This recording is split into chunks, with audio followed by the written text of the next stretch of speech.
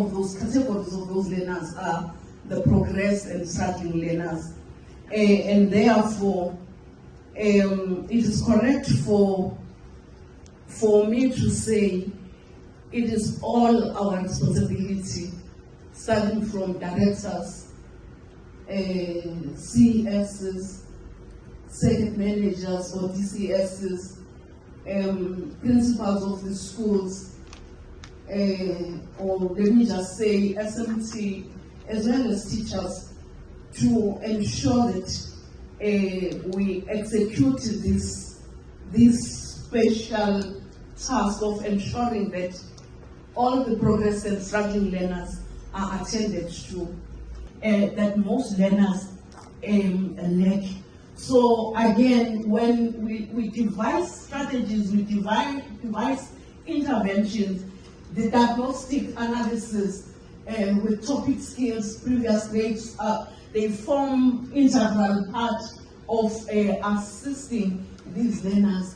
I've said here, for progress learners, they need exclusive treatment and exclusive learner activities. When you are giving few to those that are coping, give more.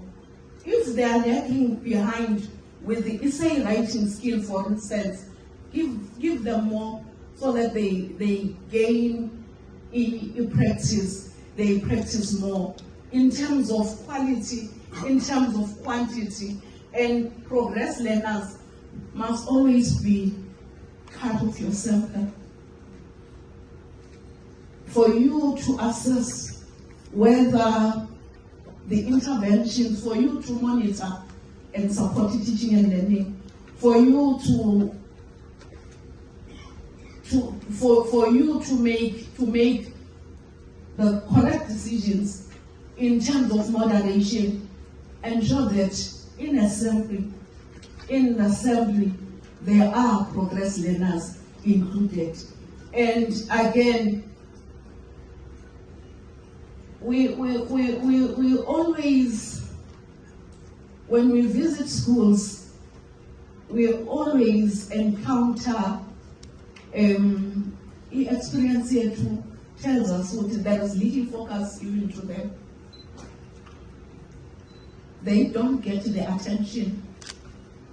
When you go and when you ask for progress learners activity books, that's where you find that they have not been marked.